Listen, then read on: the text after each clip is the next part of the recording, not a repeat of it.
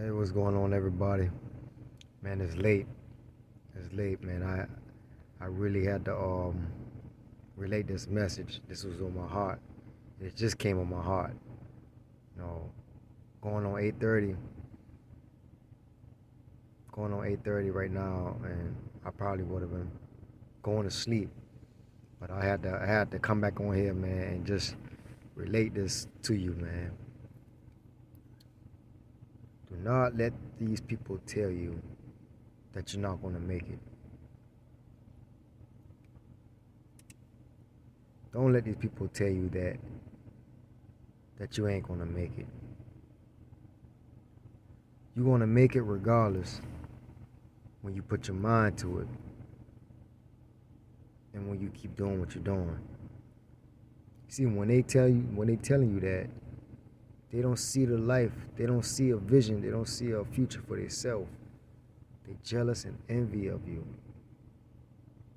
They're just so stuck.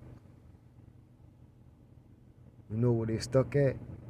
They stuck in the devil's pit, just trying to bring you down. That's all. They don't want to see you make it.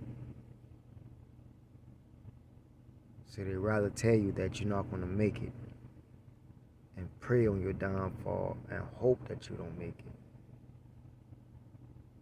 What are you going to do? You're going to take that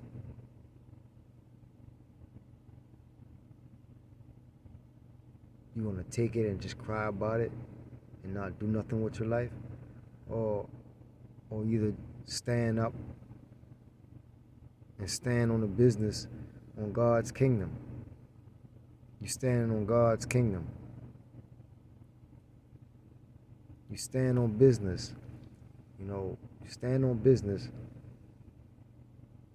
and don't never let nobody tell you that you can't do it. You ain't gonna make it. Speaking of that, I had my third grade teacher to tell me that one day in class because I had a focus problem. I couldn't stay focused because of my childhood life. So many trauma. I had anxiety real bad when I was little. So I did the best that I could in school. And one day we was I think it was like a test we was doing, and she was just walking past.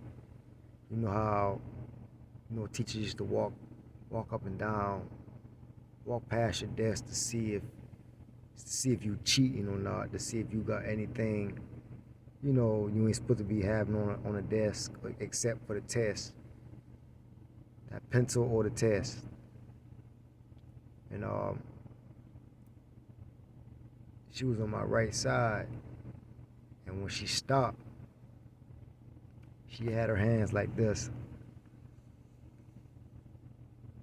She was like, you ain't gonna never make it. What I did that day what I learned from that, I actually held it in for so long. I never told anybody. I felt so ashamed and embarrassed as a 8-year-old, 7-year-old. I think I was like 8 years old. I felt so shameful and bad and embarrassing when she said that. What I did was just looked at her and put my head back down, focusing on my test. So what I'm saying is that when you got somebody to tell you something like that and they actually meant it,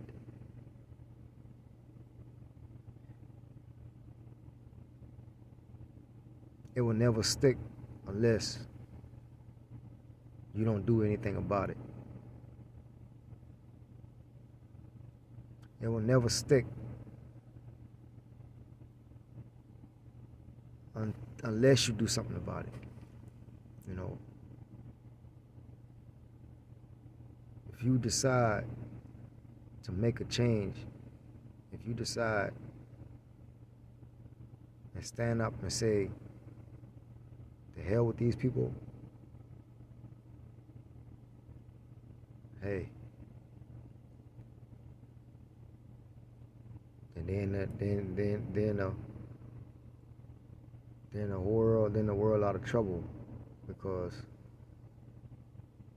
once you ignite that power in you, that fire in you, and there's no stopping, all that fuel, all that past trauma, you can use that as fuel to boost you even more. And I'm glad I learned lessons from family members, because they mean me no good. And you could be in the same situation, going through it with the same thing, family members. They don't mean you no good at all. They are spiritual demons. All they trying to do is put curses in your life from generations that's never been broken, and just trying to keep you trapped where you at, because they don't want to see you break that generational curse. They don't want to see you above them doing better. They definitely don't want to see you on top. They definitely don't. So I just want to say that don't never let nobody tell you that you can't make it. Because when I receive all of that backlash like that, everything just start hitting me as like a movie flash. Just seeing things, just like a vision, just seeing things like crazy, just, and all it's doing is just igniting that fire in me to go even harder, just to show them it don't matter where I'm at right now. You know, I started this. I'm at where I'm at because I changed my life around to build something, to make something out of my life.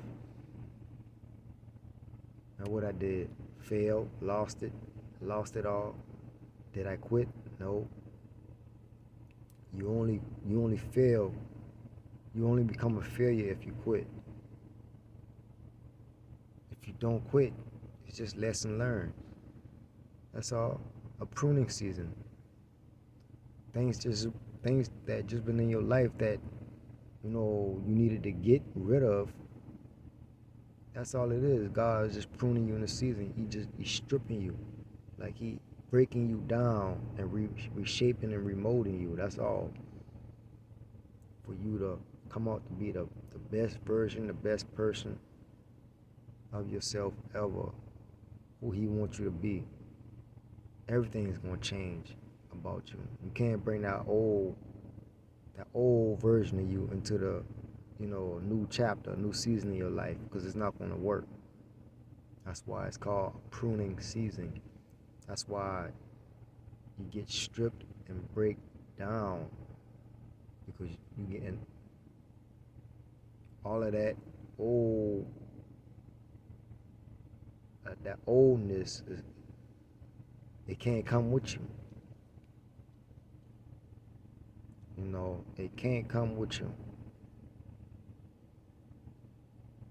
So use that as fuel. Motivation is not going to stick too long, because when motivation runs out, you got to have discipline.